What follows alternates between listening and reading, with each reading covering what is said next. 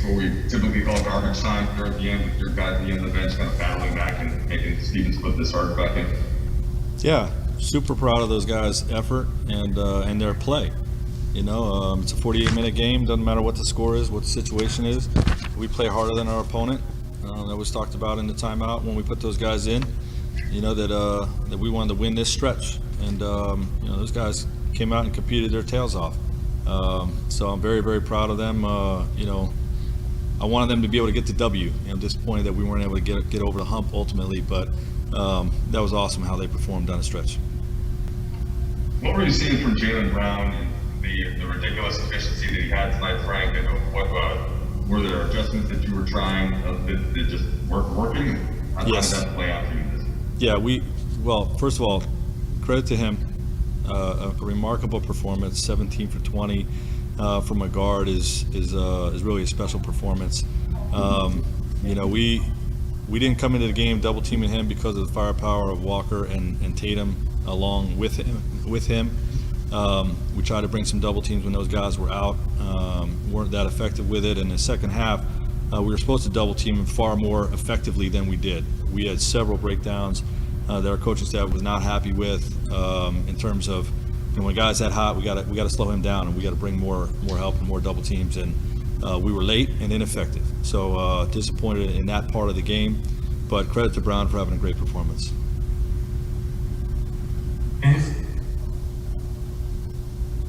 Frank, 1,915 fans was the announced attendance by the Lakers. Did you hear him? Did you see him? And what did it feel like? I did see him. I did hear him. And, you know, I know it's not full capacity where we want to be, but it was great to have our fans back watching us and cheering us on. And, you know, it just gave us a different level of energy and juice. And hopefully it continues to grow.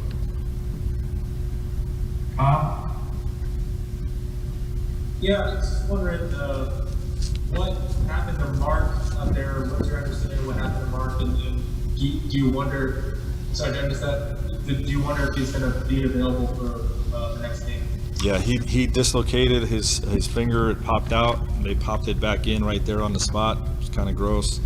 And, you know, he continued to play, which is a really gutsy thing to do after something like that. He's currently, as we speak, getting an x-ray on it. And that will tell us whether, you know, he's going to be available on Saturday. Bill? Hey, Frank. Going back to the fans question, I was just wondering if there was a specific moment that stood out tonight where you especially noticed a specific fan or just noticed where it kind of hit you that they were back. Is there a specific theme that comes to mind for you? No, I mean, I just, you know, for me, seeing them during the anthem, walking in and out of the ramp, you know, in the corner there, you know, hearing them call us, you know, back to back, you know, they were saying, and we were going to repeat and things like that. You know, that's what sticks out the most to me. And Frank, Dennis was the back, I think, in the fourth quarter. Obviously, you didn't expect him to play. How did he play? Yeah, the foot was a problem. He really almost did not play, but really wanted to be in there. Was in a lot of pain. Took a while to get him to loosen it up, and you know, right up until our team meeting, we were still uncertain whether he was going to be able to play. But he definitely wanted to be in there, and you know, credit to him for gutting it out and playing through pain. You know, a lot of credit to him. You know, so when we pulled him out, you know, with 7 minutes left, I think it was when he came out. He might have come out a minute or two before that. We knew he was done for the night. Is it something that can get worse by playing, or is it just something like that's Yeah, we asked that. We said if it's gonna cost us the next 2 or 3 games, then we just hold him out this game. And you know, the medical team did not feel like it was something that you know, was gonna you know, cost us games going forward. It's just something that's gonna be uncomfortable to play with. Ramona?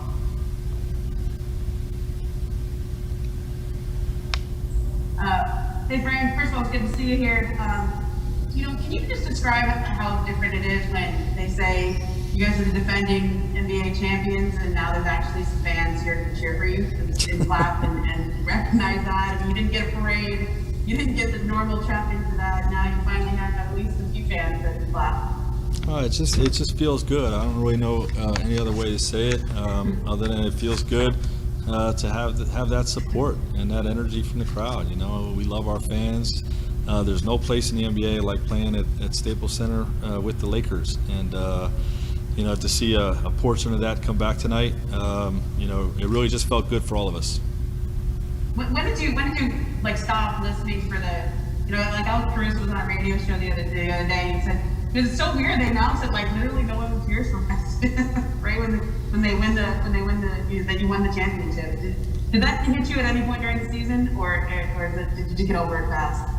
Yeah, I mean, we just got into the season and we started playing games without fans, and honestly, you know, as the head coach, I really just get so locked in on, you know, coaching the game, you know, that I sort of block all that stuff out. We played so many games in the bubble, you know, obviously all the games in the bubble without fans, and you know, you get used to it, and then when you feel a little bit of the energy like we did tonight, it just feels good, you know, and you know, I can't wait till hopefully the numbers continue to go the right way, and we can add more fans and hopefully be at full capacity at some point, because that's going to be pretty awesome with the group that we have.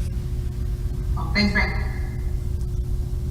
Dave has a follow-up, and then we'll take two more. Greg, I know you're a movie guy. You're seeing Rookie of the Year. You know, I'm disappointed to say that I don't think I've seen. That's the Dennis Quaid Disney movie? No, I think that's called The Rookie. This is about a Cubs pitcher, a kid. He gets an injury, messes up his arm, becomes really good at pitching. So the question, it was a long setup. Marcus Saul has the finger injury, nails 3 threes like immediately afterwards. So you guys marveling at the fact that. No, he told me. I said, would it be better, you know, for you to go in the back and look at it, or do you want to stay in? He goes, no. He says, this is my left hand. I'm good. It's my left hand. Like, duh, I don't need my left hand. I think he literally said, I don't need my left hand. So, yeah, it was pretty awesome to see him continue on like that and to play through something like that. Little big league is better, David Frank, by the way. 5 minutes of Twins, it's fine. Major league. All right, we'll take 2 more here. Melissa Rowland. Hey Frank, Ron and AD obviously been extremely vocal about how much they've missed fans. Obviously they weren't able to play, but I'm curious, did they say anything on the bench or at halftime or during the sidelines about how it felt to have fans back? Not to me. No, I didn't talk to those guys about fans. Yeah. Last question, Rashawn. Hey, Coach. You guys make that run there at the end. How much do you think your players, or how much could you tell your players were sort of feeling the energy at that point? Talking to some of the fans, they said it kind of really got crazy at that time. Oh, all right. LeBron and AD in particular, but you know, the guys that you know, played the first 41 minutes of the game, those guys too. You know, all those guys were super cheering on the guys that were in there. You know what I mean? It was just a fun thing to watch.